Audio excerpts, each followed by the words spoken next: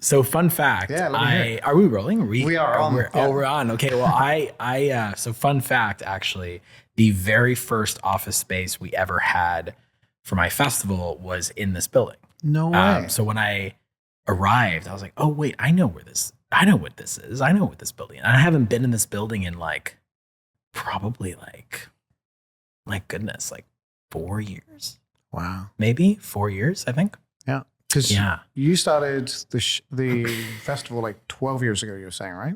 We started it, yeah. So we started it in 20. The first ever Future of Film showcase was in 2014. Okay. It was in May 2014, and the 13th festival is happening this year in July. That's the end of July. wild. I know. That's exciting. So what have you know. learned through those 13 years? Just a lot of stuff, man. A lot of stuff. I think it's a large part of it is just who you're surrounded by. I think, I think I have a good gut feeling now that has evolved because I've been using it for 12 years.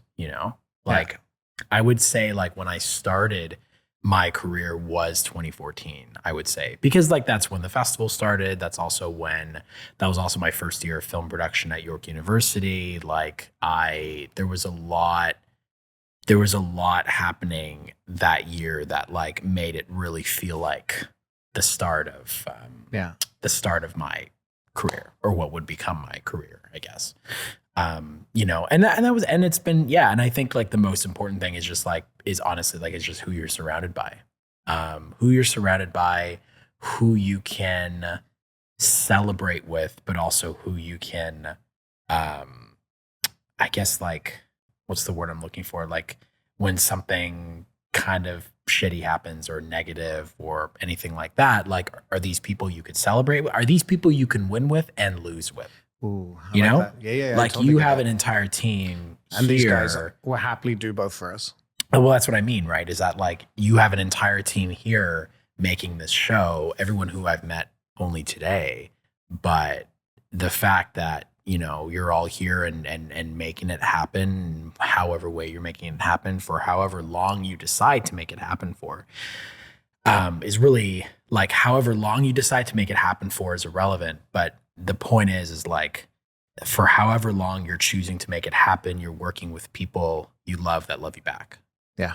Like that's I guess that's sort of a mantra that I've said quite a bit, that I've like really ingrained in myself, where it's, it's like, work with those you love that love you back. And I don't mean love in a romantic way. It could be love in a romantic way, but like, people you're working with, it's like, it's love in the sense of love that is sort of reverberated through respect, through being polite, through like respecting each other's time, respecting each other's presence, being kind to one another, not letting your friend drive home on a 12-hour day, after a 12-hour day, like ensuring is everyone fed? Like, do you know what I mean? It's just like that kind of sort of like hospitality in a way. Yeah.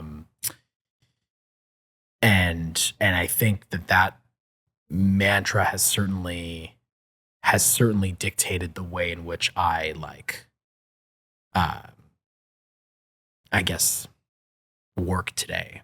You're surrounding yourself with people who are, a part of your journey, right? Yeah. And they're also just kind of going along with you and experiencing because I think like it's so much better to experience those highs and lows with people. Totally. Right. And Yeah. it's like, and I can't imagine the scale of a film festival being that there's so many people involved, right? Yeah. And that to me is like, I have a crew, the average like crew we have, like this is kind of the small size, then we'd have like maybe 2 more people right, on set. So that's kind of like the most we kind of travel with. But with a film festival, there's so many more people, right? Like, so how do you get started in that, by the way? Because that to me is like, you can't just show up and be like, hey, this is going to be a thing, or can you? No, absolutely. Well, no, I think like the way that it started was something that, well, I guess maybe like you can speak to this as well, in the sense that like not everything you start has a direct path. Do you know what I mean? Yeah. Like I guess just like maybe jumping for a second, like when you even thought about starting this podcast, like how was that? Like how was that? Was that like just a seed of an idea? Like how did you do that? Fair enough. Yeah, I love that because it's actually this is like part two. If we really come down to it, is we did it to begin with, and we did it based on purely finances and purely kind of getting the word out for businesses, right? And so it's like I would talk with other business owners and we'd chat and we'd talk about their thing, and it just really it was always business related. It was very kind of like, oh, what do you do? How do you do this? And it was back and forth. There was really no meat of the actual show. And I just wasn't enjoying it. And it just didn't hit. And then we kind of like tabled it for a bit. And then Brady came back to me. He's like, let's do this properly. Like, let's make our own IP. And I'm like, okay, well, what are you thinking? He's like, I think we do the show. I think we do the podcast, but we do it this way. And I was like, that's so much bigger than what we were doing before. Are we sure we want to do that, right? And then it was like, yeah, this is what we want to do, because then we can play, we can have fun with the lights, with the cameras, of all of the things that we enjoy doing as a team. And then we can grow it and have fun doing it, and then talk to cool people like yourself. Thank you. Right? Yeah. So that's kind of what so the arc in my mind really at the beginning was, such a short arc, and it didn't really work. But then as soon as I got other people involved, I'm like, wow, this would be really cool if we did this. Right? So you said something very key there where like you speak about this moment of opportunity, but you speak about this moment that like sort of changed the game, if that makes sense, right? Yeah. So that moment for us came like, so when we started this festival, we were in our first year of film school. Like we were all like 18 years old, and we just like, we were in film school. And I think a group of us realized quite quickly that film school wasn't the be all and end all of what we wanted to do. It was like, it's not like we were going to finish film school and be like, oh, wow, like, okay, we have jobs now and we have stable careers and stable incomes and whatever it is. No, we very much sort of sat in that moment and went like, okay, what could we do to like create something for ourselves, and we wanted to create something for other students at the time. So I worked for at the AMC in Vaughan, the movie theater, and I went up to my I wanted to go up to my GM and I wanted to ask for a theater, right? I had this idea, but even before that, I was in my friend's dorm room at York University, and we were like watching audition tapes for like the first film that he produced, and I'm like, so where are you going to screen this? And he's like, oh, we'll just screen it, like publish on like YouTube or Vimeo. I'm like, nothing against YouTube or Vimeo, but like, why is that the ceiling?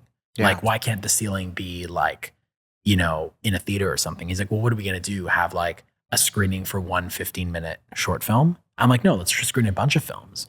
So we went like, I don't know if anybody's a York graduate or like listening or whatever, but like we went to in Winters College and we like knocked on doors where we knew the film students were. We're like, do you have a film? Do you have a film? Do you have a film? Do you have a film? And it was kind of like insane because like some people opened the doors and were just like, who are you? What are you doing? Like, yeah, sure. I guess I have a film. Like I can send it to you. Like, who are you guys? And we did this for all these different students. And we ended up getting like 30 films. No way. And I went to my GM at AMC and I'm like, hey, like, could you give us a theater? And I'm like, we can give you like $200, we can give you like $100. Like, is that okay? And he's just like, no, it's okay. Just take it. Like, what do you mean? He's like, yeah, just take it. Like Theater 23. Theater 23 had like 300 people, 300 seats. So he gave us that theater for free. And we were deciding between Sunday, May 4 or Sunday, May 11. And we're like, let's not do Sunday, May 11 because that's Mother's Day. Yeah. Let's do Sunday, May 4th. And the opening line will be, may the 4th be with you. Like, thanks for, and I even remember thanking people for coming to our festival instead of going to see The Amazing Spider-Man opening weekend. Was that opening at the same time? That was opening that same weekend. Wow. Yeah. I'm pretty sure it was that Spider-Man movie and with Andrew Garfield. And so like then my GM calls me about 3 days before the event. So we had this whole plan in place, right? Where I was going to thank people and we were going to do the Spider-Man joke, all this and that. Then he calls me and it's like April 30th or something. Or yeah. And I'm like, hey, what's up? He's like, hey, Eric, so I have some bad news. I'm like, oh shit. Like, is it the event? He's like, oh, no. Your event's fine. We're just closing like Thursday, May 8th. And I was like, closing? He's like, yeah, like the entire building's getting shut down and torn down and everything. So AMC, that was the last AMC theater in Canada. Wow. And could you imagine had we chosen Sunday, May 11th, the theater would have closed May 8th and we wouldn't have ever had an event. Yeah. We wouldn't have ever had a first year of the festival, nothing. And it probably would have never happened after that. We wouldn't have like gone and like rented a theater. We wouldn't have done that. And so we still had the event, but we closed down like the entire theater, the entire cinema closed down 4 days later. So we were the final event in that theater. And so then the AMC closed. So then the next year, well, actually it was that night, like we went to a bar and someone was like, you should like continue this into like an annual thing. And I was like, no. Like this was just a one-time thing. Like we had like the entire screening was like 3 hours of like black and white student films. So just to be clear, your initial idea was like the end for you was getting that screening in. It was like, yeah, like that was it. Like it was just kind of like we had just an idea for one screening and we called it Future of Film Showcase. I love that. And then you sat there and were like, oh, there's something larger at bay here. Like, do you still think back to that moment? Because like this could have all changed completely.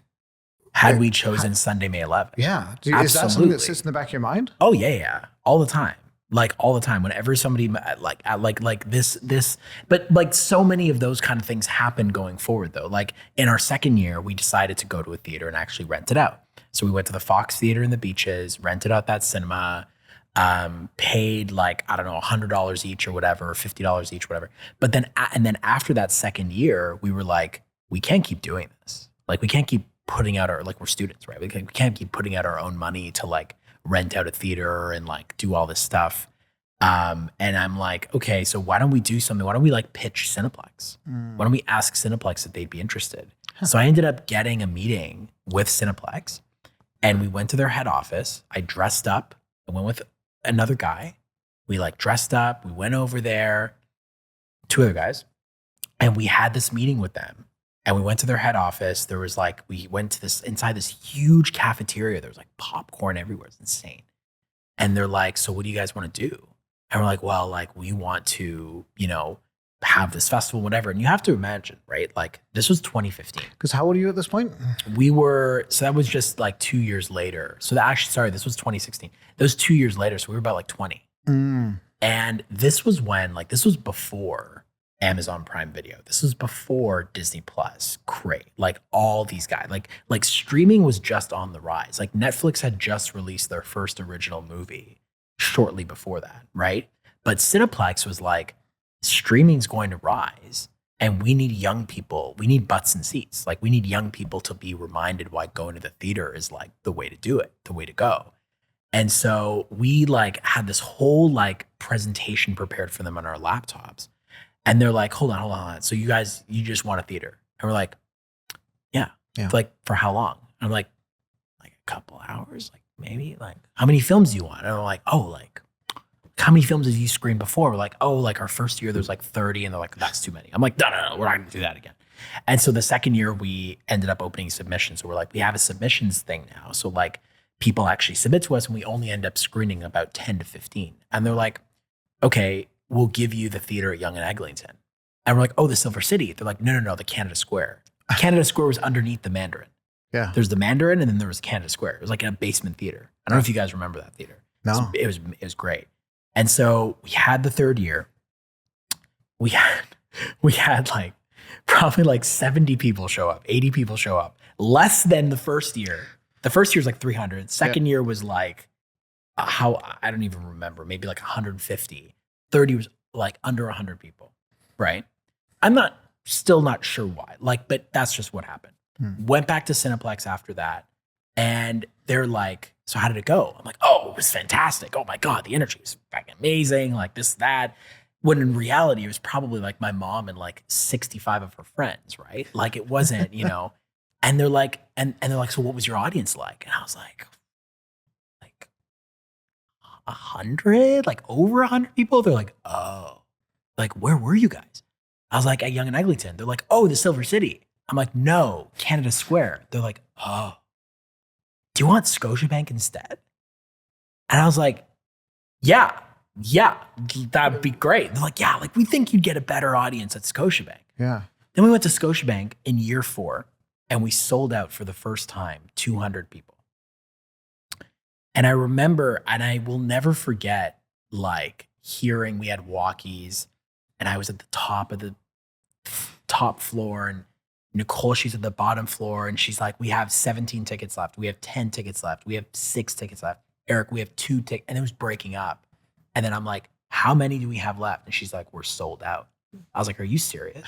We sold out top to bottom. But coming back to that reckoning, right? Like when you mentioned like that moment where it starts to get serious. So year 4 was the first year we sold out, but it was also the first year that we were all like, or not the first year, but like the year that we were all graduating. We were all graduating from York. And so then we started thinking, I don't know if we want to do this anymore. Like people were like going off doing their masters here, going here. Somebody's not even in film anymore. Like it's like, do we even want to do this? And then it was like, we had to make the decision, right? It's like, is this something worth continuing, or was this just something that we had with us? Yeah. Like that, you know what I mean? Yeah. And we ended up continuing, we ended up finding a way, and we ended up extending our resources and getting people from other like local film schools and like finding other people to work with. And we ended up continuing it. And in year 5, we sold out at Scotiabank with 300 people. Year 6, we sold out with 400 people, like almost 400 people in that theater. We sold out at Scotia. That's insane. Then COVID happens. Yep. Shuts down for year 7 and 8. We end up connecting with CBC Gem, and they're like, we're going to buy your entire, like all the films that you were supposed to screen in 2020 can screen with us. So filmmakers ended up getting paid really well because they paid like however much a minute. And all of our films ended up on Gem, but they're like, we can't just have a one day, because the festival's only one day. Like we can't just have them screen on one day and then to get rid of them. They have to play for at least 2 weeks. So we had to find out a way to promote the festival for 2 weeks. And that's when we started expanding, because we were still getting some sponsorship money. We were able to save quite a bit, and like we were able to extend the life of the festival. Yeah. The thing is though, is they put us on the homepage on CBC Gem. Everybody's watching, like streaming at that point. It's 2020, right? So they're like, we're going to do it for 2 weeks, but just 2 weeks. 2 weeks go by. 3 weeks go by.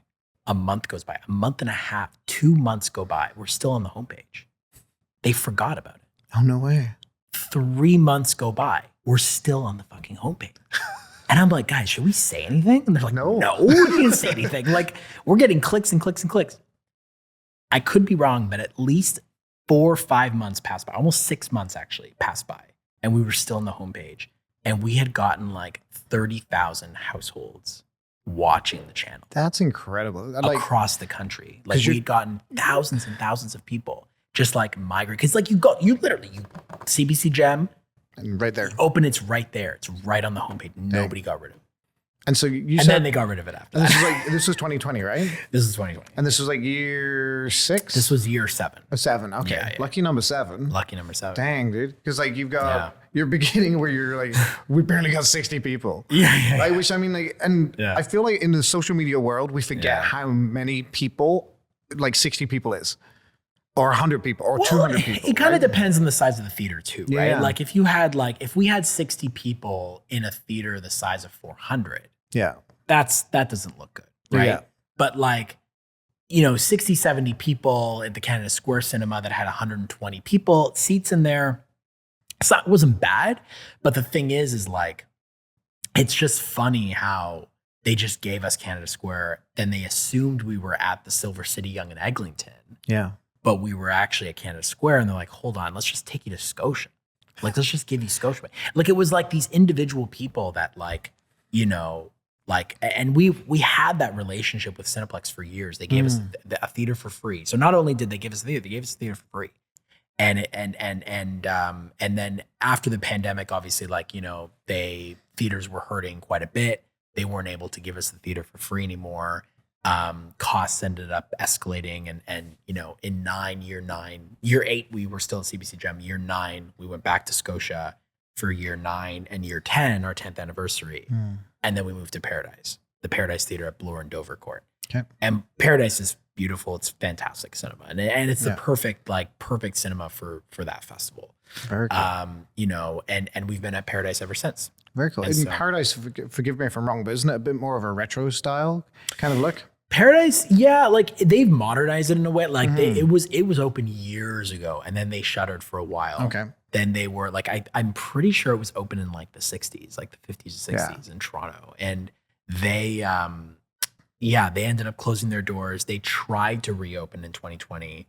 And then when the pandemic hit, people thought the building was just going to like never reopen. Yeah. And then I think it was listed as a heritage building, I believe. Okay. So they have to kind of keep that vibe going. Yeah. Exactly. So just now not they're a bad keeping it thing. open. Yeah. So that's a long-winded story, but I love hope, it. I hope you're caught up. Everybody's caught up now. Yeah, I know. It's like, and you know, when it comes to putting people together, and like you're also a director, right? Yeah. So like you know that how to put people together and how to get them to kind of align with the singular goal.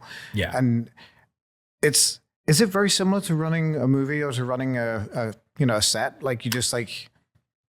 Yeah, I mean, like in a way, it's like the difference is like the festival is ongoing throughout the year. You know what I mean? Like the way that we've expanded now, like the festival used to be only 1 day a year, right? Okay. It was only 1 day a year, and then when CBC extended the festival to 2 weeks, like we started sort of like pushing, like okay, maybe we can do it over the course of 2 weekends. Okay, maybe instead of 2 weekends, like we ended up when we came back in year 9, we were supposed to do 2 weekends. Damn. And the second weekend got completely canceled because all of our team got sick.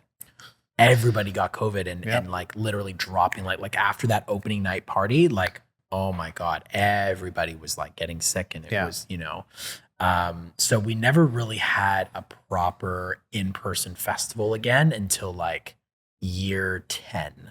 Okay. 2023. Yeah. And so like that was like the pinnacle of like that was the 10th year. We like I don't think we sold out again, but the numbers were like climbing. But I mean, just recently, like last year's festival, like in 2024, we had about 900 people attend the festival, and in 2025, we had almost 2,000 people attend the festival. That's over a significant 4 days. jump. Yeah. So it's been last year we also had Lawrence Sher. He's a cinematographer for like the Joker films and Hangover. He had like a whole master class and stuff that he did. Oh, that's incredible. And it was cool. And so many, I guess the reason why I'm telling you this whole thing is because like people sometimes hear of the festival now and go like, oh my God, like this is like so successful and this and that. I'm like, if only you knew how many years it took to get here, right? Like how many years it took to get sustainable. And we're not even like 100% sustainable now, right? Like it's like there are some, it's hard. It's hard to like maintain operating funding and have the whole thing happening every year. But you asked about like, is it similar to running a set? And in a way it is, like, especially the weekend of the festival, but the festival as a whole, like it runs all year. Right. So you're constantly planning all year round. Yeah.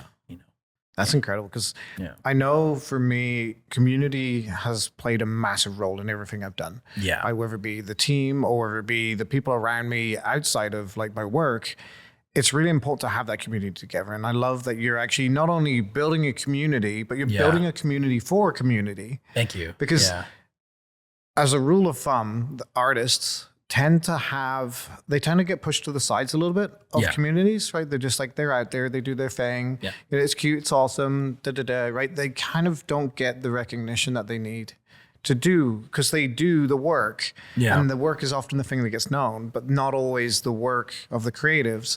And that's been something I've been really trying to understand a bit better over the last year. It's like, why is it that, creatives tend to hide behind their work a bit more and tend to kind of like then not get, I don't want to say marginalized because it's not really true, right? But like they kind of get segmented off in their own little pockets and they don't ever connect fully and then just embrace who they are and how far they've come. Yeah. And, like you said, like building that community around it has just given them a platform to actually like, just be there and connect and speak and just take a moment to enjoy the things that we do, right? So, I think like something I always say, because I'm also a director and a producer, and something I always say to emerging creatives is like when you finish your project, like try to get it out there. You spend so much of your time with your feet in the mud and your hands are like twisted around your body and like trying to get this going and trying to make it happen. And then it finally happens. You have the final product. And then what do you do with it? You don't do anything with it. Well, like, are you kidding? This is why we've worked to get to this point. I love this. This is why. Yeah. I want to dive really deep into this because this is something that I have been fighting for. Because like you mentioned, you were a teacher earlier. You're teaching, and also I've had the privilege of doing some teaching as well. So cool. The one thing I really tried to push through was like, you could make amazing work and no one will see it. And it's really hard. Yeah. So how do you get the people to see it? And it's not the work itself needs to be good. Let's start there. Right. That's your minimum bar of entry. Yeah. So you've got good work, you've got a beautiful story, you've got a great film. How is in today's world the best way of getting that out there? Is it through doing, marketing? Is it through doing festivals? Like where's your point of view on that? I think it's a mix of marketing and festivals. I think it's like at the end of the day, like I think you had someone on recently that talked about networking and how important networking was. And I want to come back to that for a sec because like as a filmmaker, like nobody's going to know what you're doing unless you tell people what you're doing. Like it's the unfortunate truth of like what we do as creatives. Like very rarely do I meet someone who's like siloed and isolated in their own little bubble that like gets recognition because like at the end of the day, especially now, like there are so many things being made on a day-to-day basis. Like I look at things that like like how many times on Instagram you open Instagram and it's like stills from a new project. It's like, oh, happy to direct this with so-and-so and made this and that. And then you never see it again. Yep. You know what I mean? Like, and it's not because it doesn't deserve to be seen. It's just because like there's so much coming out all the time that oftentimes these works are sort of buried. Like they're just sort of buried underneath like a microscope or something. And you're just like trying to find it again. Like, what did I see that one time? And it's oftentimes like people are watching things and not even finishing to watch them now. Yeah. You know what I mean? And so I think that it's a filmmaker's, it's an artist's responsibility to promote themselves and promote the projects that they're making. Because if they don't, then you're not really going to get like, you're not going to get the recognition you deserve. Do you know what I mean? I was telling someone this the other day, like, she had a bad experience on a set and these people were rude and they weren't working well and whatever. And I said, that's unfortunate because the likelihood of that project actually getting seen isn't very high anyway, right? The likelihood of that project being buried is quite high given like the amount of stuff that comes out, the amount of competition that's out there now and everything, or that's always been there really. So I think it's our duty to not only to treat others the way we'd want to be treated while we're making this stuff, but also like, again, the filmmaker has a responsibility to actually promote the projects that they're working on. Yeah, you know what I mean? Yeah. Do you feel that creatives need to learn how to become like salespeople of sorts? Like I know that's a really, in a way, people hate that term, right? And like I try to really help people go, well, sales is basically me just finding out what you need. Yeah. Right? Like that's honestly, I've spent way too much time learning how to do it because I needed to grow my business and I need to understand how to grow a creative business. And I just got to the point where it's like, let me ask you some questions and find out what you need. And maybe we'll be a good fit, maybe we won't, right? So it's kind of that, and you're actually a good salesperson is just a really good friend and a really good helper. Right? Yeah. And I think, it's funny, I was speaking at George Brown College, and I've spoken at so many schools and everything. But something that I mentioned not too long ago, I was like, I know you're probably going to hate me for saying this, but if you don't have some sort of a social media profile in today's climate, it's going to be very hard for you to get any sort of work. This is true. And this is why I'm saying this, okay? I'm not saying that you have to have social media to take photos of your avocado toast every morning and show people what you're eating and, oh, look, this is what I'm doing. No. But just to have something to show like, hey, I am here, I am alive, this is the kind of stuff I make. Even if you post once every 6 months, it doesn't really matter. But you need to have some sort of way of promoting. And then if your film gets into festivals, if your film wins these awards, if you're getting onto these podcasts or whatever it is, right? Like you have to, there's an art to knowing how to promote yourself and your work. I agree. And if you can master that, nobody's gonna think any less. Do you see what I'm saying? I totally get and it. And it's not like I don't want to discourage. Like it's not like, you know, people might listen to this and go like, oh, I'm not good at social media. Like that means I won't make it. It's like not necessarily. I'm just saying like, then if you don't have social media, there has to be like a website. You should have a website. You should have an IMDb. You should have a reel. You should have a something. You have to have some sort of an online profile. Yeah. Yeah. And I think that too is like, and I'm a living proof of this too, because I am really bad at social media, but I also know enough to implement people who are good.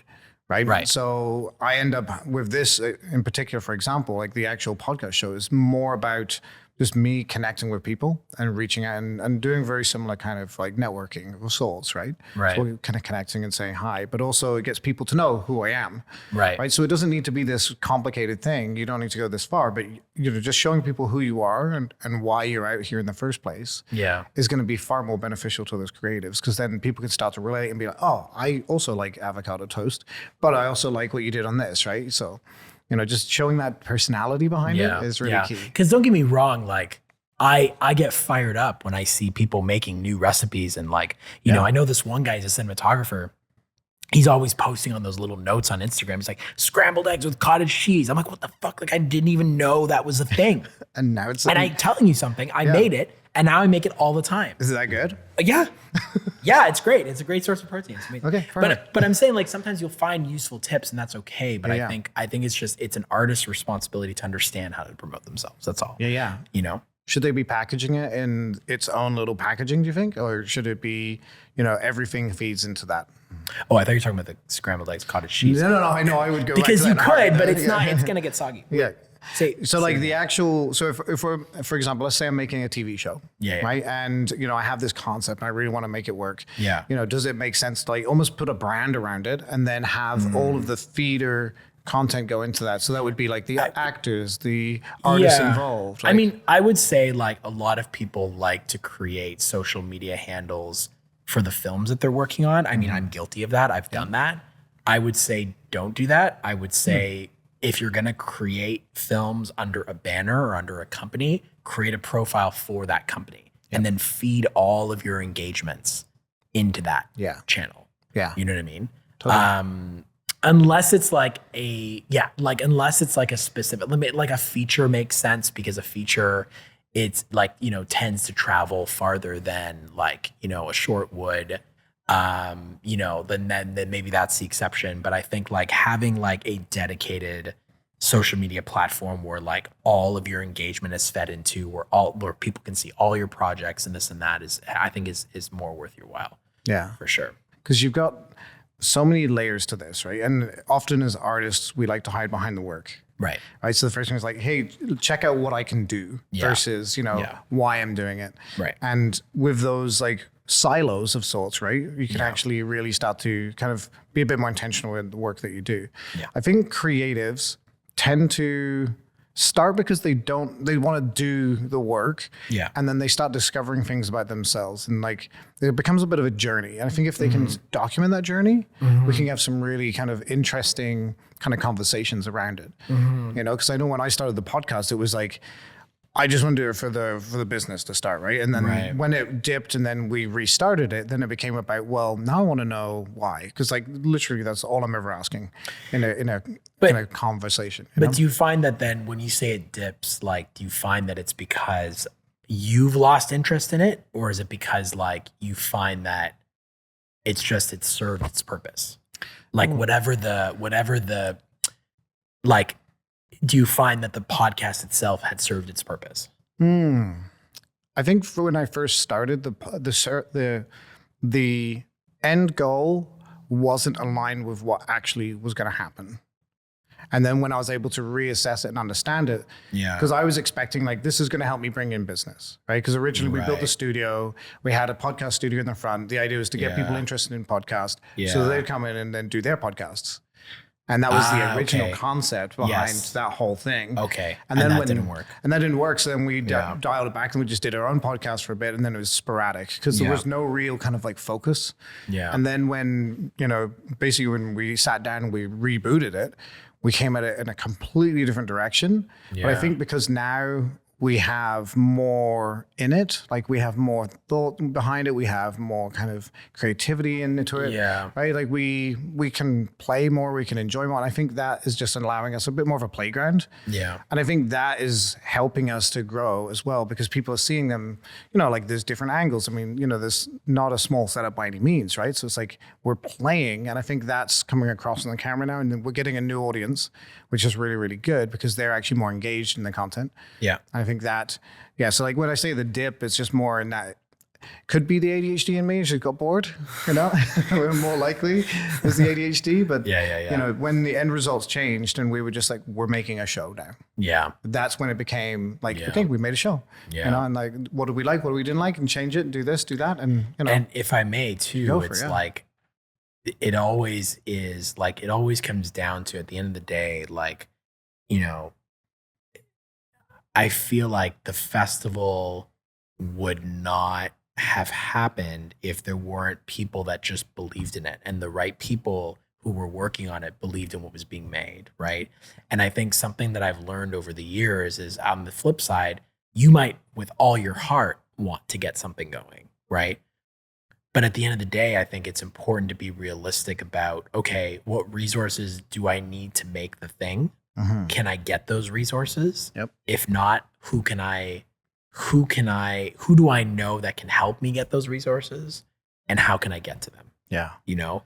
And if after all of that, it's like, it's just proving to be too difficult in terms of like what you require and everything, then maybe you can consider sort of changing course.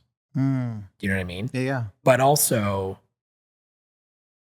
just keep pushing for it, because there will be someone eventually that loves what you're doing, that wants to do what you're doing. And I have so many stories over the years. Like, we talk about good people that, you know, I've worked with, but like, you know, I have a lot of stories about like the way that like I've been treated, or people I know that have been treated. And I think that's also an inevitable part of what we're doing too, right? Is like, you're working with so many people who have so many different ideas for what they want to do and what they want their careers to look like and everything. And it's not always going to mesh, and that's okay. Yeah. Right. Not all creatives are going to get along with all creatives. It's okay. But that's like, she should be reassuring, because that means it's a tapestry.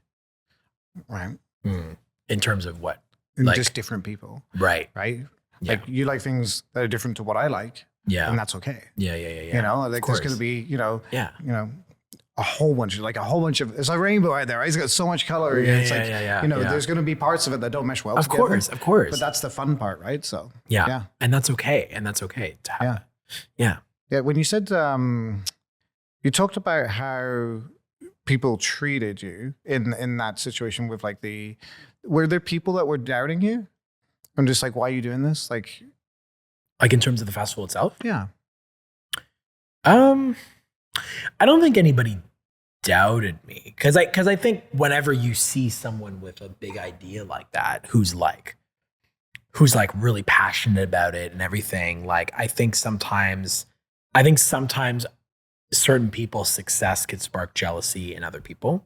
I think that's an inevitable thing. Like, I've been guilty of that. I'm sure you have, or others, or whatever. It's like, there's always a comparison element that always washes over you. Yep.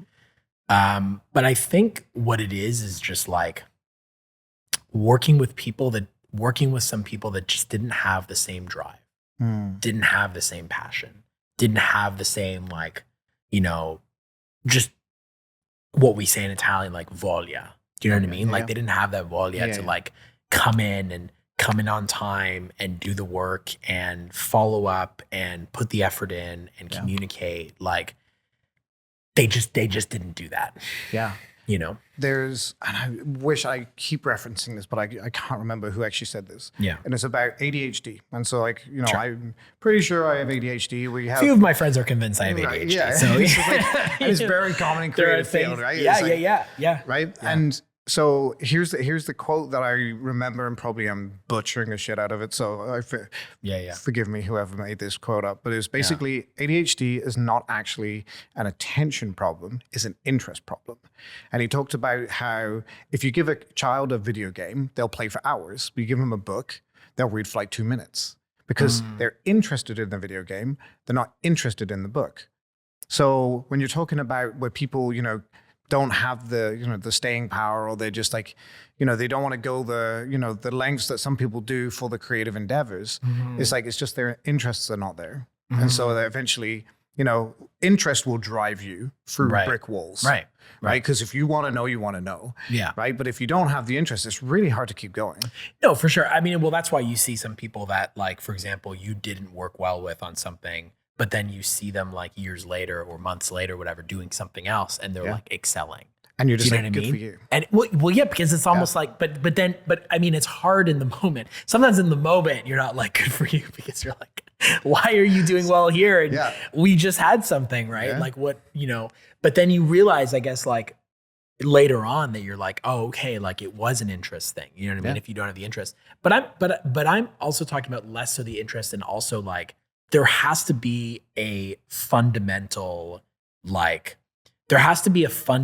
willingness in the person to actually like better themselves and the work in the process. Do you see what I'm saying? Yeah. Like if somebody like, and again, I'm guilty of this, so I'm not standing on a pedestal, but like somebody who is consistently arriving to meetings late. Yeah. Do you know what I mean? Like someone who is like consistently like, not doing a certain task on time, or not communicating, or whatever it is. It's like you start to think, it's like, well, if your interest isn't there, then communicate that it's not there. Communicate that this just isn't the right thing for you. Yeah. Do you know what I mean? But there has to be some sort of base of like kindness. Like you can't teach someone to be kind. Yeah. You can't teach someone to be respectful, right? If I choose never to hold the door for anybody who walks behind me, right? It's maybe going to take that one experience where someone's like maybe gets hit by the door that I don't hold for them. Yeah. To maybe trigger something. But ultimately it's like, as adults in this industry, like, or whatever, like there has to be a base understanding of like respect and kindness and love and everything. Like you can't just teach someone that. And I think that's how I've been like, especially in the last few years, is like, that's how I've been basing the way that I select who I collaborate with and who I spend my time with, are people that have those fundamentals in check. And it's not to say that like anybody won't slip up or whatever. That's not what I mean. But if there isn't if I don't feel fundamentally respected or cared for in that way, then I probably won't work with them if I can help it. Do you know what I mean? I do. And I will. And like, I know I can only speak from the creative industry because that's all I've really worked in. Yeah. But I will say that there can often be some mentalities that occur on set, right? Especially where, people have like hierarchy in their minds. And then, there can be some toxicity that happens on set, right? Yeah. Right? You see that too, I'm assuming, right? Absolutely. Yeah. I think absolutely. I mean, I can tell you specific stories, but I don't know how specific. I think for me, when I look at how, and this is kind of going a bit esoteric, but how people and art are basically, I find often they get shoved to the side a little bit into like, when there's like what does people or the art? Yeah, like in general, right? So like, like you got tradesmen, you're like, oh, they're really important because of this, right? And then we had, lawyers because they're really important because of this, right? And then you get like the memes, and even you've probably seen them on your feeds where it's like, there's like a guy choking in the hallway, and the dad turns to him and is like, oh, when you ask him if he needs a creative brief, that kind of thing. So like, there's this toxicity that happens around it sometimes, that just that the art is not really a valid pursuit, right? And I feel sometimes that kind of permeates throughout the industry too, where they're just like, that's good enough, and then they kind of because they've seen it over and over again. Yeah. You know? Yeah. Like that's when, I've started to notice that more and more. And it's just like, like you can enjoy this. Like this is a for sure privilege to be in this industry, For sure. And it is a privilege to be able to every day walk up on set and make something or whatever it is. Like absolutely it is. But at the same time though, I think like putting the art aside for a second, it's like we are in the business of relationships, right? Yes. And the relationships you make with people are paramount, and people are going to remember those relationships for a long time. They're going to remember how you made them feel. Do you know what I mean? Maya Angelou. And that's Maya Angelou? Yeah. Is that really? Yeah. Oh wow. I didn't do that on purpose. No. It's like that's amazing. One of my favorite. My wife's a big fan of like quotes and stuff like that, and there's one of the ones that she had on like a board for years. Right. Yeah. It's like you remember they will forget who you are, but they will remember how you made them feel. Yeah. Yeah. All the time. And it's just like, and when I think about experiences I've had in the past, like it's just like I don't even remember half of the stuff that happened on that set, or like half of the meetings that we had, or like, you know what I mean? But I do remember how I was made to feel. Do you know what I mean? Like there was I don't know, should I share specific stories? I don't know. Like there was someone that I like, there was like certain people you'll work with that are like rude or that'll treat you in certain ways. Like there was this one experience I had that was a positive one where I was on a set, and it was a short that I produced called Daisy Standard Time Travel. And on that film is about a guy's father has died, and he finds out that his father left him time travel insurance. And time travel insurance allows him to sort of cash that in and go back to a time of his choosing to say goodbye to his dad one last time. And he ends up getting transported back to like the early 90s when their parents first immigrated, and it's an accident and whatever. It's a comedy, comedy drama. But anyway, we were filming the scene where he says bye to his dad for the last time. And I'm in my car, like across from the house, like the house that we were shooting at. And I'm just like in my car, like I'm like working from inside the car, and I know that they're filming that scene right there, right? And I exit just because it's a heavy sort of environment and this and that. And then I see everybody walking out and getting on the phone, and I'm like, what is going on? It was the strangest thing. I'm like, what the fuck is happening right now? People getting on, leaving the house, calling. They're on the lawn. They're like, I'm like, should I be on the phone? Like, what's going on? And people were calling their parents. They were calling their guardians. They were calling their friends from overseas. They were calling their grandmother. Like they were calling like all of their people that to them they felt were a monument, like in their life, were someone who they looked up to, someone that took care of them, someone that loved them. And that was a moment I'll never forget. Do you know what I mean? Yeah. Like that was a moment I'll never forget. It was like one of the best experiences I've ever had. Yeah. You know, and you might even forget like the the beats of the film, but you'll remember that moment. Oh yeah, where it's just 100%. Like wow, and to be a part of actually making it too is like a very beautiful thing, right? Yeah, he's writing. You should definitely watch it. It's a great film, and he's making the feature version of it right now, or he's writing it. So yeah. But then another experience where I remember I had ordered more chairs than I was supposed to, or less chairs than I was supposed to. And I had a director call me a cunt and like just call me out, and was like screaming at me and all this stuff, and was like, well, I'm from the UK and this is how we work over there. So you just got to deal with it. You know what I mean? And it was like this like incredibly negative experience. And then like something so blatantly positive. Do you know what I mean? And it's like, that's a reminder that like over these years that you're working as a creative, don't give up because you've had a moment of doubt. Don't give up because you've had a moment where you were treated the way you wouldn't like to be treated. Yeah. Do you know what I mean? Yeah. I think making the community that supports the community is helping people from not negating that, but they're helping them to see that there's an opportunity, because that might happen on one set, but then the next set's good.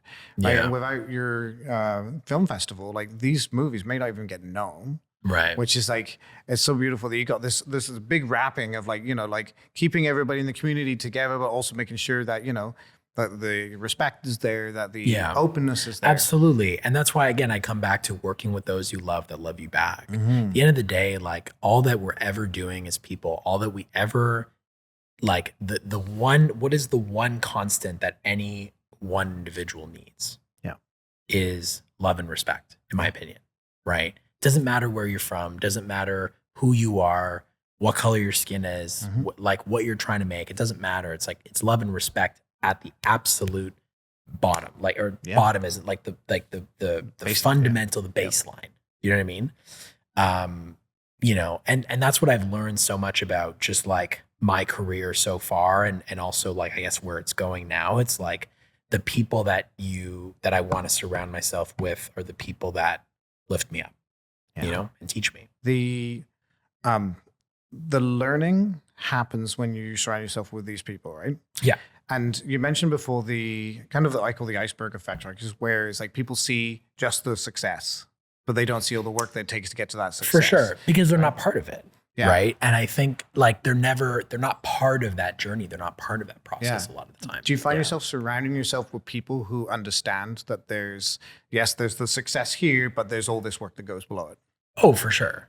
Yeah. Like, it's just like what I was saying before about like select people you can celebrate with, but also people you can lose with. Do you know what I mean? Like when FOFS applied, like our festival applied for this huge grant. I think it was like last year. And we put so much work and so much effort into that. And we probably rewrote that application like 3 or 4 times. And we didn't get that application. And how those people are in that moment, when you don't get the application, when you get the rejection, what is their attitude like? What is their mood like? Do you know what I mean? Yeah. Like I applied recently for a grant for a film that I was making, the feature film that I'm trying to make, and we didn't get it. And my producer texts me and they're like, I don't take no for an answer. We're going to keep going. Do you know what I mean? That. Like, that's just like, that is like, that energy is what I'm talking about. Like that energy and that sort of way of working is what I mean, is like, at the end of the day, like there is so much in this industry that is out of our control. Right. And I think like there is so much work that gets put into anything. The other thing I'll say too, is like, on top of all that, it's also like just speaking about rejection for a sec, right? Because it's like, I think that a lot of creatives get sort of bogged down and obsessed with like, what happens when they get rejected, right? Yep. And I had this like sort of aha moment, like it was like a couple years ago, where I had applied to a director's lab and I'd applied a couple times already, right? And I was looking forward to getting this notification. And we have a director's lab as part of the film festival, as part of Future Film Showcase now. Like we have a director development incubator. This is the 3rd year we're running it. Very cool. And the day that I was sending out rejections to people, I got rejected. Oh. So it was like, so I realized this is just a cycle. Yeah. We're all just rejecting each other. Yeah. Do you know what I mean? Like, it's like I am waiting for an acceptance. I get rejected. And that same day, I am literally doing the same thing to other people. Do you know what I mean? So how do you reconcile yourself with that? Because you're like handing out, okay, 2 things. How do you receive that rejection? Yeah. But how do you hand out those rejections? Like, are you handing it out the way you would want to receive it? I know this is a weird question. I mean, not always, unfortunately. Like, what we will do is we will always email people that we've shortlisted or people whose applications like we spoke at great length about. Yep. But we won't email every single person that applied. So some of them, like a good portion of them, are getting an automated message, or not an automated message, but like a message written by us. Like, and then just like they're getting that message. Yeah. And so when I get that rejection as well, but you know what? Actually, I should say, to defend us just a little bit. Go for it. Like film festivals will often reject films and not give any feedback. what we created starting, I think it was last year, was we created a feedback tier. So now if you want some feedback on your submission, you can pay like $10 extra or whatever it is, $15 extra just for the time for my programmer to go and like have a half-hour conversation, 45-minute conversation. Because something that my programmer was doing even before was anybody who wanted feedback, they would meet with them. Amazing. But then they would meet with people until like we were sending rejections out in like April. They were meeting with people all the way to the end of the year. Yeah. To like October, November. Well, especially if you have like 300, like you have like a ton of movies come through, then you got a ton of people to talk to, right? Mm-hmm. I think that as a creative is like, I find I'm not always the best at receiving feedback, and I'm learning to be better at that, right? Okay. But also I'm learning to see it from their perspective and be like, okay, they're just trying to make it better. Right. They see that they can see where it can be better, right? Because more often than not, I do tend to be a bit more of like a high level thinker. I don't really think about a lot of detail stuff. And so I'm starting to train myself to slow down a little bit and go, now look at the details and ask yourself, what are these details? Like we're like even just talking about our own work where it's like set dressing needs to be improved. This needs to be improved. And we're starting to like break down these things that we really didn't think about before. Before it was like, how do we get the cameras on set? How do we get the lights there? How do we get audio and get people in front of the cameras, right? And this is a good location. We'll set this up. You know, now we're being a bit more intentional with the stuff that we do. So having that feedback too, especially at those layers, is going to help out tremendously. I mean, I think like, listen, I mean, there are, but see, this is the thing is like, then not having like, not being able to always provide feedback also makes me understand in a way why I don't receive feedback for stuff, right? Like when you're applying for these like sometimes hundreds of thousands of dollars or like couple $1 million, you know, applications, and you're applying with these applications and it's a lot of material, right? Mm-hmm. If like a couple hundred people are applying for those, like feedback is almost impossible. Yes. Right? But I know that what some grants organizations have been doing now is they've been sending out rubrics. So at least you get an idea of what resonated more than others. Yes. Even if you're not getting specific feedback and specific notes, you can still get a sense of, okay, like, you know, I was weighted pretty poorly in this section. Yeah. So maybe I should focus more on this if I'm going to submit again. Yeah. Do you know what I mean? Or vice versa. You know, but feedback is so important. But that's why I also think that it's important when we have created a work that we're sharing it with people who are not always familiar with what we do. Fair. Do you know what I mean? Yep. So we're getting some like different perspectives. I think it's really important. I think it's also really healthy too. Yeah, it's like the true and honest opinion, right? So yeah, right, because you go and show your non-cinematographer friends the movie to see what they think, right? Right. Or show it to somebody not in film at all and see if you can hold their attention. Can I flip it on its head for a second? Sure. As a director, we can be known to have a bit of an ego. So at what point should we as directors turn around and say, okay, maybe my idea is not as bulletproof as I thought.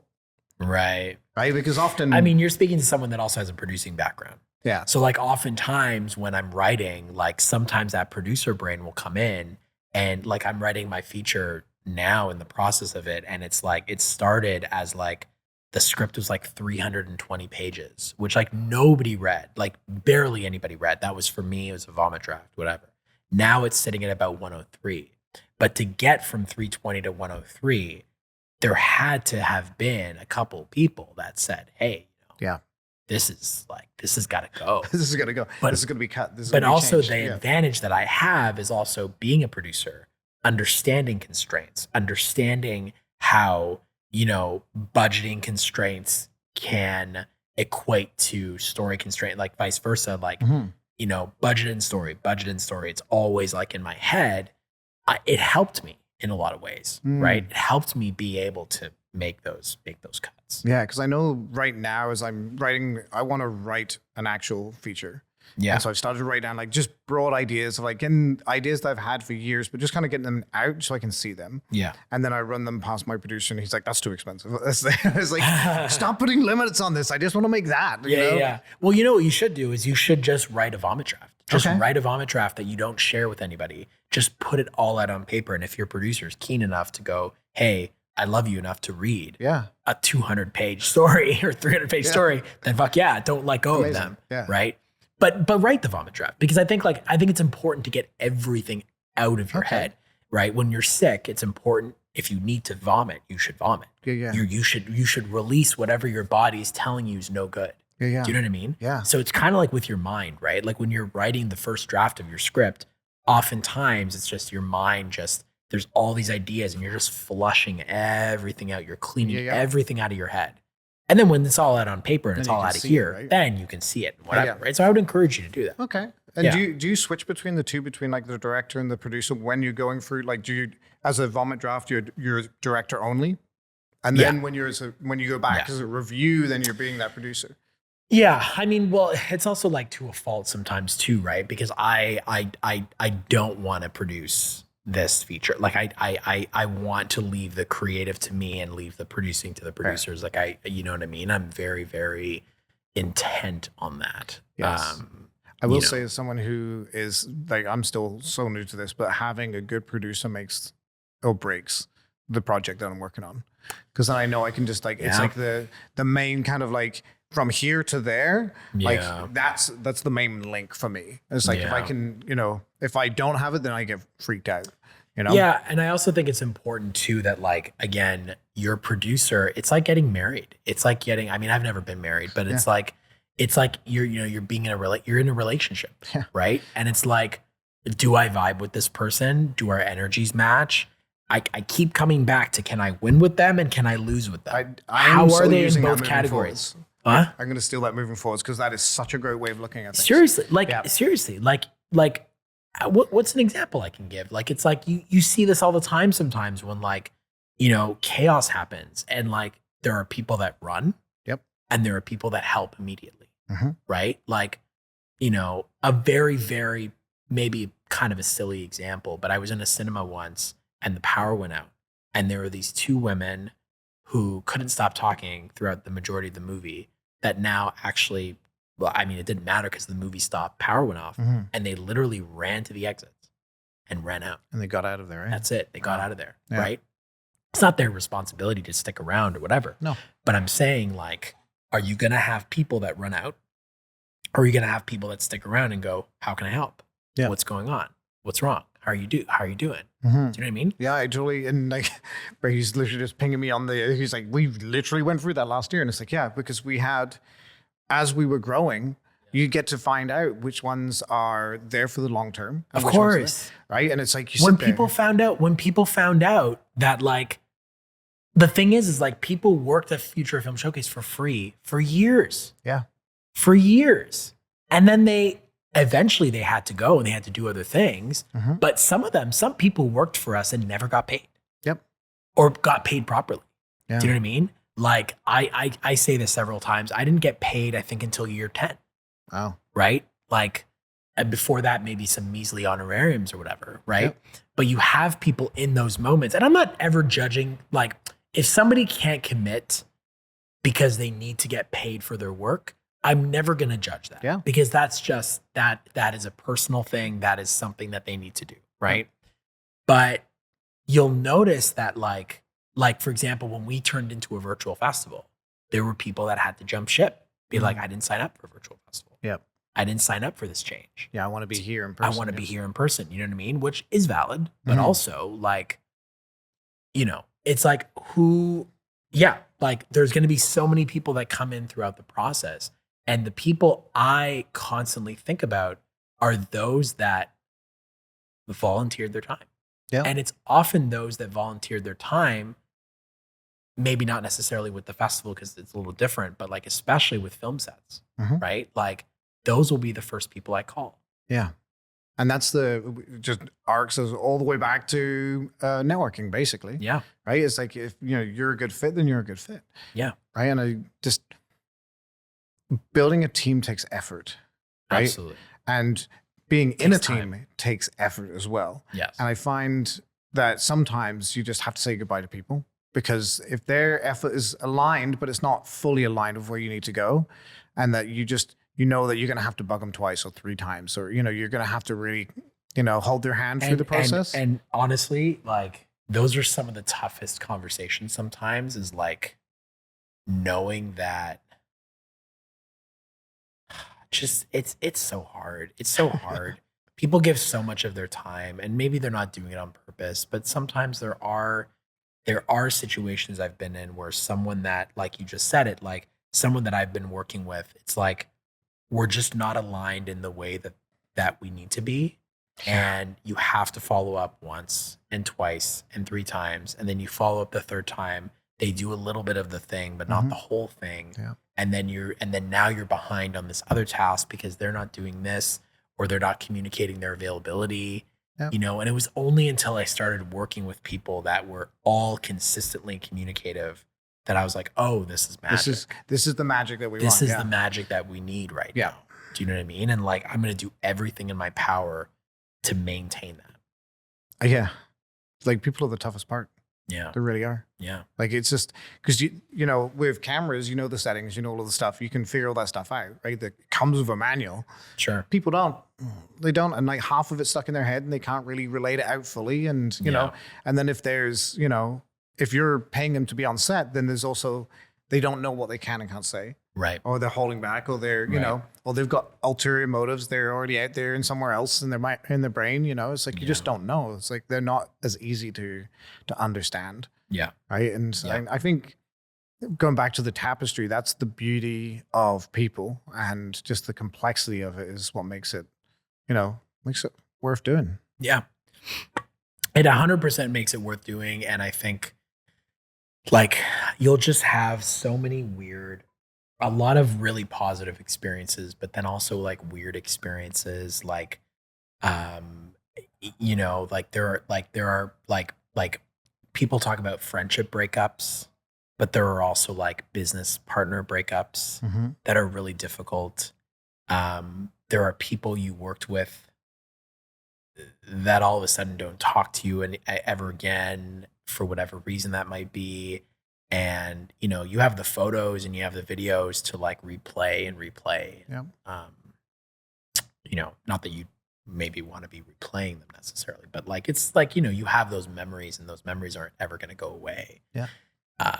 But it is very difficult to like have those like sort of partner breakups, because like you kicked something together, you started something together. That was it. But that was like, that was that time. And that was the foundation. Like all the people at Cineplex, right? Yeah. Like we wouldn't be here if not for them. Say what you will about Cineplex being, like having a stamp in Canada and barely indie theaters, or, all those things. Yeah. But at the end of the day, like our festival would not be here without them. Yeah. Our festival would not be here without, those that came in the first 4, 5, 6 years. Yeah. I think friends appear in your life for a reason, a season, or a lifetime. It's just literally comes down to that, right? And it's like, if you, sometimes it's just this the end of the season. So something even to think about too is like we're in an industry that is so like I was saying before, is so people focused, right? And it's and oftentimes like I think we don't acknowledge like these friendship breakups or these business partner breakups and whatnot. And we're so focused on like, sometimes we're so focused on like getting the thing done that we're not acknowledging like the relationship that we had with that person and the relationship that we had making this thing. Like to make anything and to invest your time in anything, that's like, it's a big deal. Like it takes a lot of energy. Like it's very different than just like being at a job where you walk in at 9 and leave at 5. Do you know what I mean? Like, like who are those people that you're going to be on the phone with till 11 o'clock? Who are those people that are going to, like, we keep saying, like, celebrate the wins and you know who to win with, know who to lose with. But something that, like, I've also realized is, like, it's just sometimes it gets, kind of emotional that you're, like, you're in these spaces with these people for this certain amount of time and then it's over. And when it's over, it's over. You all, like you're all sort of, like, in it together for a certain period of time and you're relying on each other and you're leaning on each other. And then when that thing is over, it's just everybody's gone their separate ways. But there's a beauty in that even though you don't see these people anymore, even though you don't like communicate as often or whatever the case may be, you still like see them from afar and you go like, oh shit, you know? Like you still have that like those goosebumps because you're like, oh fuck, we were in the shit together for a long time. You know what I mean? Like I had someone like recently who like had written me a note and they were just like, thanks for showing up to this part of my life. You know? And little did I know that was like, because we don't really talk anymore. And little did I know that note was like the end of it. Yeah. You know? That's wild, eh? Yeah. Yeah. And the whole thing of relationships, I think is a back and forth of energy. Yeah. Right. And I always kind of relate it back to kind of running a marathon or running a race, right? At the beginning, when you get started, there's all this excitement. Yeah. And you're going to do this thing. The thing's far away, but you got to do it. The goalpost. The goalpost, right? Yeah. And then when you get to the end, when you've been training, you do the race. There's like this euphoria, right? We've done the race. We've made it, right? It's the week and the week after, especially after bigger projects and bigger, like races. There's like almost like a depression that happens, and I've really never been able to put my finger on it. But it's like it's kind of grieving the loss of the thing that was there. Yeah, yeah. And we find that all the time, like after the festival. And it's funny because the festival doesn't really stop. Like the organization is still alive. It still happens. But like, you never know if that same thing is going to happen again. Mm-hmm. You never really know. You never really know if the same people you're in the tunnel with are going to stay in the tunnel or if they're going to have to exit stage left. Yeah. Do you know what I mean? Like, and it hits me all the time. Like, especially after that, like when I spoke about Daisy Standard Time Travel or like, there's so many other projects where you like end it and you're, like I had one project that I was shooting where we were filming at, I think it was Scarborough Town Center, and we were filming at the GO train station or the TTC station there or something. And there's a whole mall that connects like the movie theater to the transit. And I remember not having planned that day properly. Like, where are we going to put crew? Is all the crew going to hang out in the parking lot while like they're shooting there? And are the walkies going to, reach? So I remember walking into Cineplex and I was like, what's that party room being used for?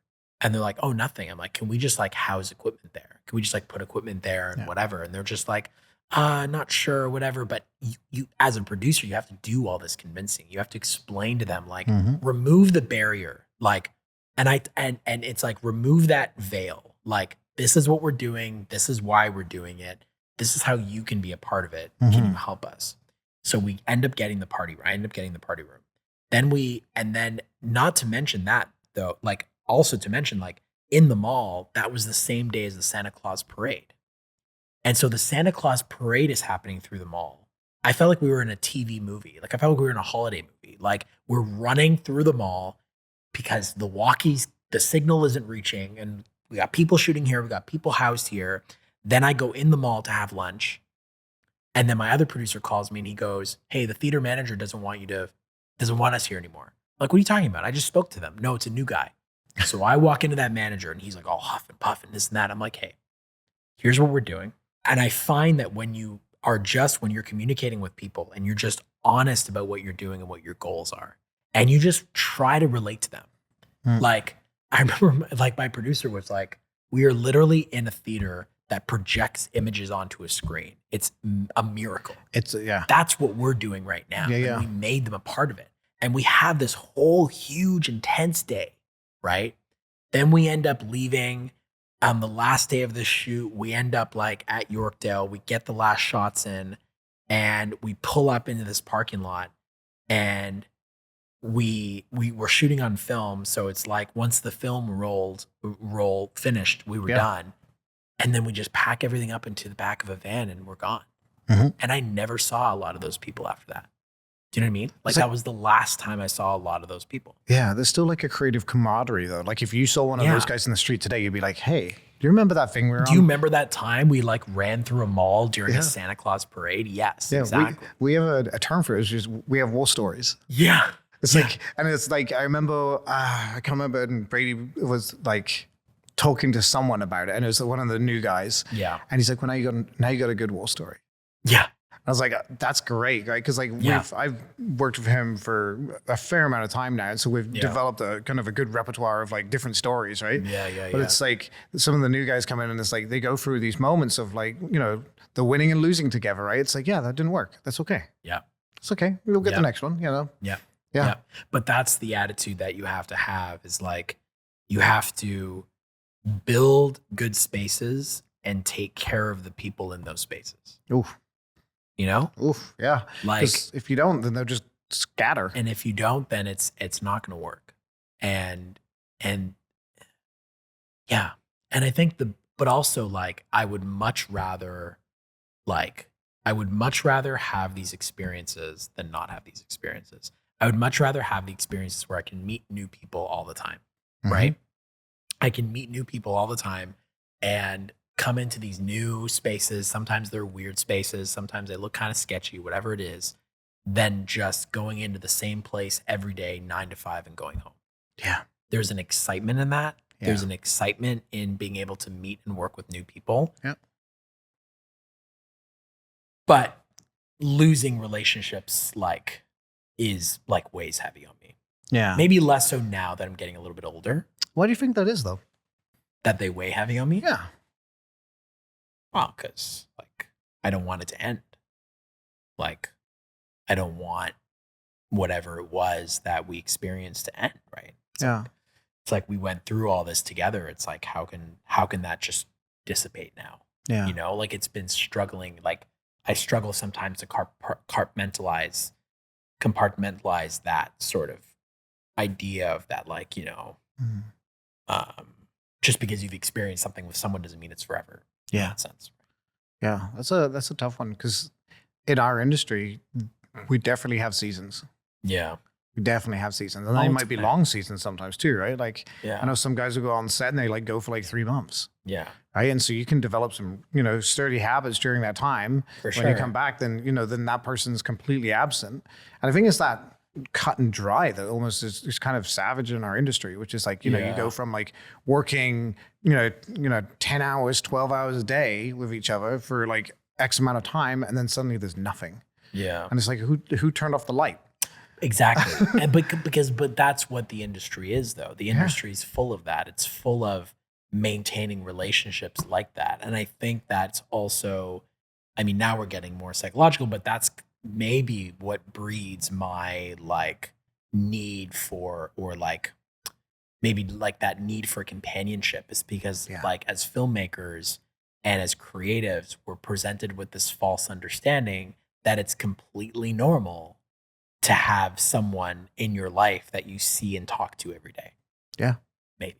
Yeah. You know what I mean? Like, but in the essence of the work, it's like, that's what's necessary, right? Like I used to have a chief financial officer for the festival, and we would speak to each other every day. Sometimes I'd speak to her more than in a week than I would my own mother. Yeah. Right. And it's because you have that relationship. I'm sure you have that relationship perhaps with Brady as your producer, right? Like it's like, and if that were to all of a sudden just cut, you're going to feel that. Yes. You're a human being, right? Like you're going to feel that departure.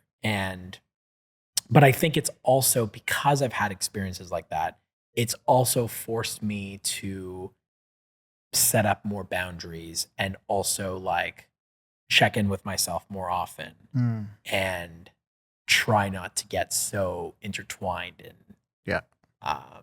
in like something ending. Yeah. You know, just like enjoying it for what it is. Fair, yeah. Enjoying it for that moment. I know for me, because I mean, I spent a lot of my first years as a photographer, so that's a very lonely road. Oh yeah. I see you like, you go work with models, actors, whoever, but then that's it. Yeah. Right. And like at least with a film set, like we're filming, we need all this time. And then we film and we have the editors, and then we have all these layers, and there's like layers to this. Yeah. But as a photographer, it can be a very lonely thing as a creative, right? And so then when you're kind of going out there, and I guess for me, I've been so used to seeing it, where it's just like seasons, you know, like that was just the norm for me right up to before we opened up the studio. And I was literally, it was post-COVID, sitting on the back deck of my house, saying to Brady, I'm like, maybe we should open up a studio together. Like it was I'm like, this is I've opened up 3 studios. Every single one has failed. Like straight up, they don't work. But what if it did? And that was the whole premise we started with. And it was based on a place of where I'm tired of doing this by myself. Right. And now since then, I mean, I could never do this by myself. Right. I could never do half the things that we do by myself. So I've developed a small kind of like team who are always there, and their stories are always there. Right. You know, and then the people we bring in, you know, they can win with us and they can lose with us. Right. And that's, I think like part of me is coming to terms with the fact that, you know, I just can't do this alone. Yeah. You know, and it's okay to be open and vulnerable to a point where, you know, it might hurt at some point. Because like, I think often when you're running a solo road, you tend to be a bit more prickly and be like, whatever, and move on and shake it off and, you know, and don't develop those deep ties. But I find now running the studio, running my agency, you know, working in production, I've developed those ties now that, like you said, like there are friendships there that I hate to see go away. Yeah. Right. Yeah. Yeah. I think that's where you and I might be a little opposite, where I've never had a problem with that vulnerability. Yep. And like, you know, wanting others to like work with. But there's also a con to that in like then learning how to do it on my own. Yeah. Do you know what I mean? Yeah. Or like, and I do a lot on my own, but like, it's just to say like, then it's like that need for companionship. It is a result of like needing people to work with all the time. Fair. That makes sense. Yeah, that totally makes sense. Yeah. Yeah. Like I know as I've got older, my brasher side has calmed down a bit because I would just get to the point like, you're not doing it right. I'll just do it. Right. And I'll just bulldoze. Yeah. And that was, it's not always a healthy way of being. No. Yeah. That's how I've worked with folks like that as well. Yeah. And it's both older and younger. And it's not, it doesn't feel good when you've brought people into something. Yep. But you have something you're going to do anyway. Yeah. You need to give people on your team agency. Yes. You need to give them agency to understand like you're allowed to make creative decisions here. Yeah. You're allowed to, or not, no, to a fault. I mean, like not necessarily like make creative decisions, but you're allowed to have an opinion here. You're allowed to bring something to your role.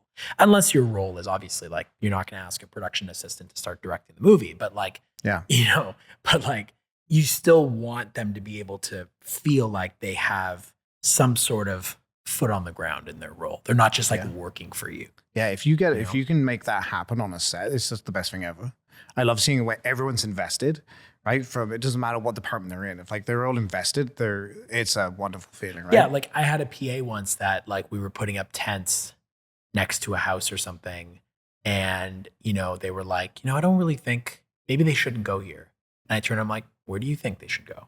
They're like, well, you guys are shooting this way and the trucks are parked here. Maybe for easier access, we should move the tent here, trucks here, whatever. And I'm like, there you go. Yeah. So rather than like, nope, this is what I say, do it. Yeah. It's like, what do you think should happen? Do you know what I mean? Like they're not running the show, but they are like helping you to orchestrate it. Right. I look for agency now and responsibility. So people who are willing to take on the responsibility and just run with it. Right. It's far more important to me now than ever. Because like as I'm growing, I need people who are confident enough, right? That don't need that constant back and forth. They can just go out there and do whatever task it is, right? And if I'm having to constantly step backwards, then it's really hard to kind of keep moving forwards. Yeah. You know, and so that's kind of my thing I look for now, especially with anyone in the creative teams is like, do you do good work? Awesome. But that's the baseline. But now let's talk about like what happens when shit gets hard. Yeah. Right? Are you going to turn around and say, you know what? This is a problem, but here's how we're going to solve it. Yeah. Then that's the person for me. Yeah. Right? The person that sits there, you know, and doesn't do the thing and just sits there waiting for you to come and fix the problem for them. It's just time consuming and it's just draining. And we talk about energy, right? That's an energy drain right there. Yeah. Absolutely. Absolutely. Yeah. Again, build spaces of, you know, build comfortable spaces and take care of the folks in them. Yeah. And that's with everything. That's with, you know, personal relationships, professional relationships. Yeah. When we started the studio, it was all about bringing creatives together. Yeah. And doing stuff. And we're finally at a place 3 years later where I feel like we're just starting to get a foothold on that. Like we have people coming to us going like, can we run this, workshop in here? Can we do this? Can we do that? And like, that's where we started this. Yeah. Like we want this because we want, we don't want you to be alone as a creative. We want you to be out there and building cool things together, right? Because if you work together, you get bigger, cooler things, and B, you'll go way faster. Like the things I've learned in like the last year far supersede anything I learned in the last like 10 years because of the team. Yeah. When you can learn from those you're working with, I think you've hit the jackpot. Yeah. I love when they challenge you. Yeah. Yeah. This has been awesome. Thanks, man. Yeah. Man, I'm so glad that you reached out. Yeah. Because I was like, Thanks, when man. you reach out, I was like, oh, cool. This is awesome, right? Yeah. I mean, what you guys set up was great. And I think, I just, I just thought what you were doing was great, Awesome. And, and again, being a multi-hyphenate myself, I can always appreciate, multi-hyphenate? Multi-hyphenate. What is this? Multi-hyphenate is like a versatile artist, like a multi-hyphenate is someone who like me, who like directs and writes and produces and also like runs this festival. Like I make films about, often like I often make films about young adolescents sort of like faced with a decision in their lives that forces them to meet people that change the course of the rest of their lives, or like toxic masculinity and friendships and intimacy and such.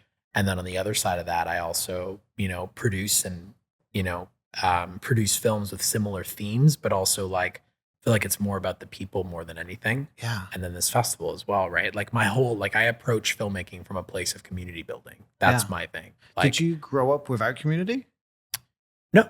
Or did you grow up in a really strong community? That I grew up, like, I feel like I grew up in a community that wasn't always ready to accept me, if that makes sense. Like I started off as an actor. Okay. And I, went to an art school and I just felt like that art school was like there was a lot of cliques. It's almost like there were people that knew something I didn't, or that were more interested in, each other than they were in anything that I had to offer, and I had an unfortunate experience in high school anyway. Like I was sexually assaulted when I was in high school from someone I had gone to school with. And that sort of like propelled the rest of my like creative journey.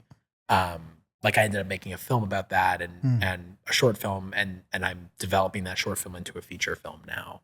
And that's, been a story that's with me for like 15 years, Wow. Yeah. I'm sorry that happened to you, man. Yeah. Thank you. Yeah. But it's fine. But it's like, I think like my sort of sense of trust was like betrayed at a very young age from someone I trusted. And so then it's like, how does that sort of reverberate into the work that I do, and that work that I do. And that's why the work that I do has been so has revolved so much around community building. That was going to be my question to you too, because I noticed there's some key traits that keep coming up in like your films, and so that was going to be one of the questions. But it kind of we deviated a little bit. I just wanted to talk about the community, but like, are your films you discovering yourself more than the actual feature?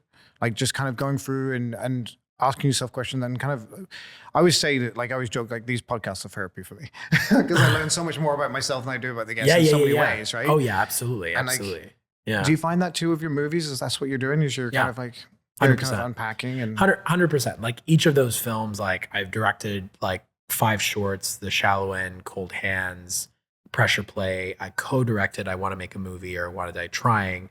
And then Mea Culpa.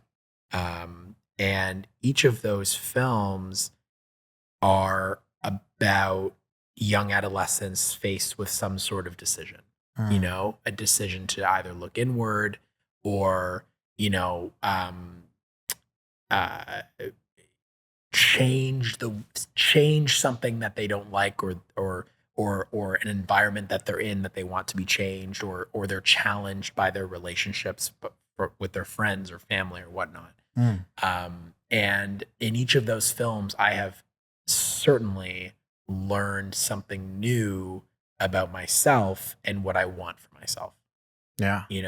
Like a lot of like, it took me making a film like Pressure Play, for example, to realize that I had a habit, maybe still have a habit of like idealizing relationships. Fair. Right? I mean, like looking at a creative relationship and going, oh, we're going to be creating for a while. Yeah. Or like, we're definitely going to get this that's going to make us this or make us get to this point and do that and that. You know what I mean? Like, I'm definitely someone that idealizes stuff like that to a fault sometimes. Yeah. Right? And it took me making films about it to realize that. Dude, and the strength that you have to make that decision to go that direction too, right? Yeah. Like that's crazy because you're able to take like you're basically taking something in your mind that you know to be true and then you're challenging it. Right. Right. Yeah. Over and over, which is. But it's very much like through the process of that too, right? Yeah. Like you start to realize like, why am I making this film? What about this film actually interests me really? Like aside from the dramatic heft and, what about this work actually like extends who I am as a person, but also challenges who I am, Yeah. That's crazy. Cause like, there's so many layers to this. There's so many layers, right? Because I know I make, like when I'm putting together like a script or something like that, I usually have like a universal truth I want to talk about. Right. So I'm like, I want to talk about this. Right. And so what you're doing is taking parts of yourself and really assessing and going, okay, is this true about me or is it not? And then building around that narrative that then becomes the narrative of the story in the film in so many ways, right? And you're like that self-discovery in the truest form is a feat to behold for sure. Yeah. 100%. And I think if your work isn't actively doing that, then it should, because you should be making something because you have an opinion on it, because you have some sort of personal connection to it, whatever that might be. Right. I've never been a fan of just like making stuff to just make it. Like there has to be a purpose for it. Yeah. I haven't used it in my mind before, but I used to ask myself, does it hurt in some way? Right? Is it going to apply a pressure in some way? And really what I know is now to be is like, is there a tension involved? Is there something that can be resolved? Right? Really what it comes down to. But I always just ask myself, like, does it hurt? Like, is this going to make someone stop and think? Or I'm going to go, or, question themselves, right? Because like I do tend to like to try a bit of introspection and looking through and then kind of like looking at why and who I am, what I am, right?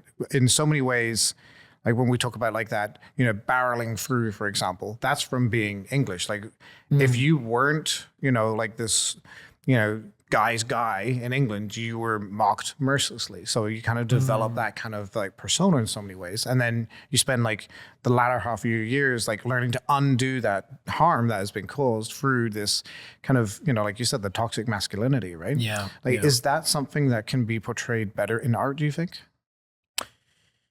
Yeah. I mean, yeah, for sure. It can definitely be explored. I think like, I feel like toxic masculinity is being used a lot now, but it's ways in which that you like different ways in which that you can show it too, right? Like it doesn't have to be so confrontational. It can also be subtle.